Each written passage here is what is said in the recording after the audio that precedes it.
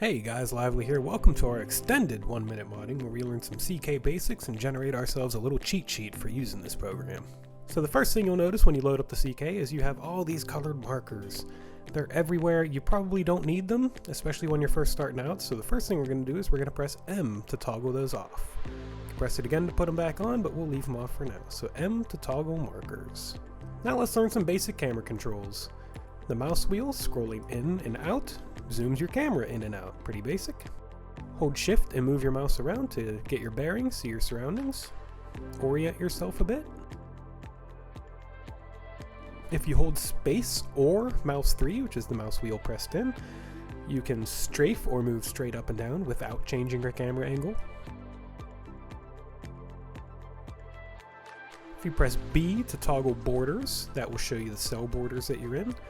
The big yellow and black lines are the actual cell borders, and the blue lines represent the quadrants of the cell. So each big yellow square here is a separate cell, which are all listed in the window in the bottom left. Click any object to select it. You can press T to get a clear top-down view on it. That's a good way to teleport to objects that you're looking at that you have selected. And you'll see now if you hold shift and move your mouse, you will rotate around that object instead of only moving your camera angle. The D key will deselect that item, but you'll notice your mouse still moves as if you have that item selected, so we can press Shift F to reset our camera orientation, and now we can move it like normal again.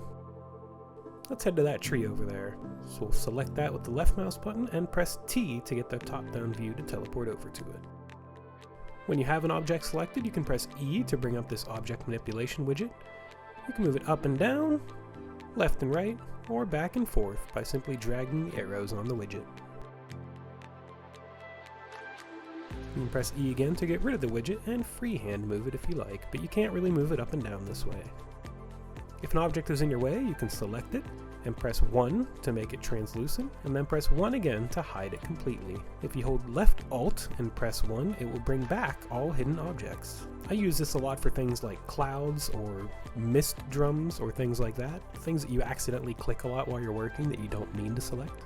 Now you'll see when I move it here, the motion is quite fluid, but we can press Q and that will turn on grid snapping, and you'll see it kind of moves in little segments now.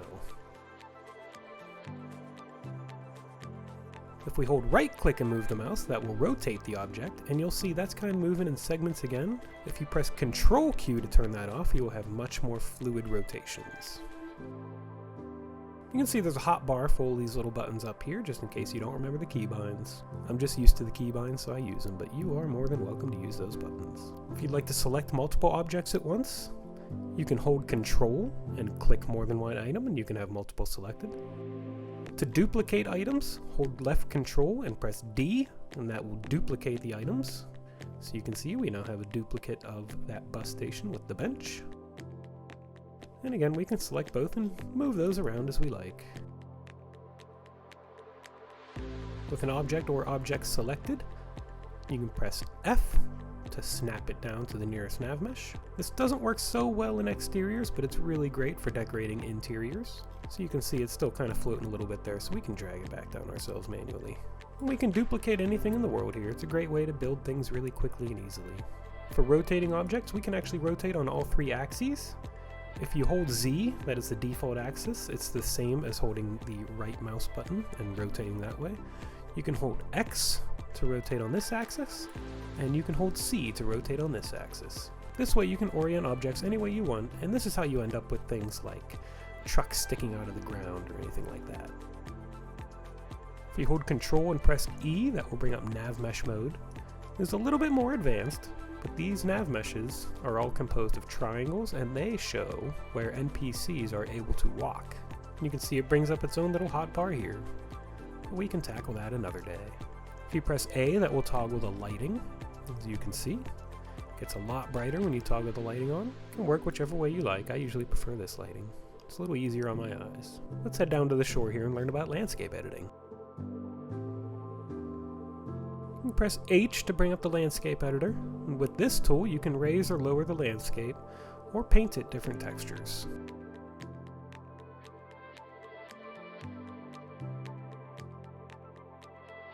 So you can see this is really jagged, does not look great, you would not want to see this in the game.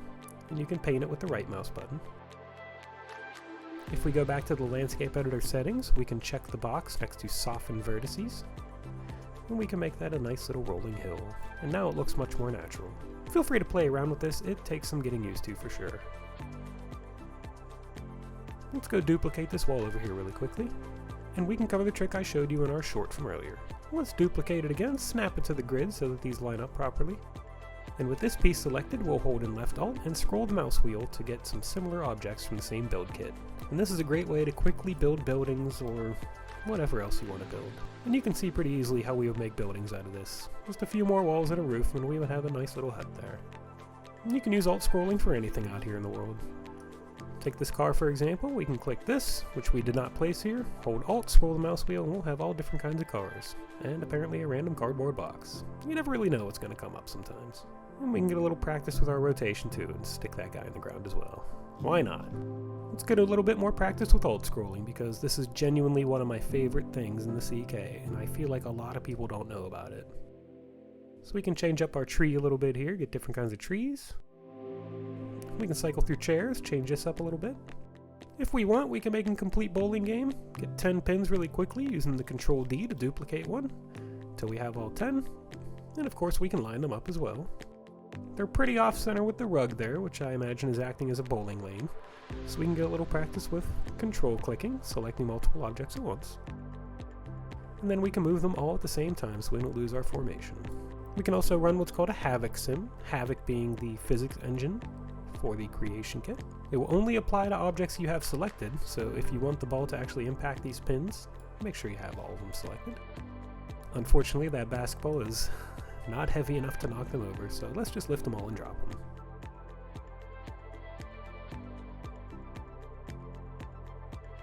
Now say I mess something up and, oh, I don't know, delete this whole area here, and I don't know how to get it back.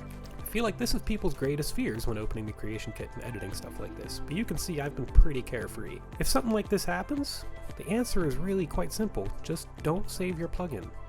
That's it. If you don't save, you can't break anything. So please, don't be afraid of the creation kit.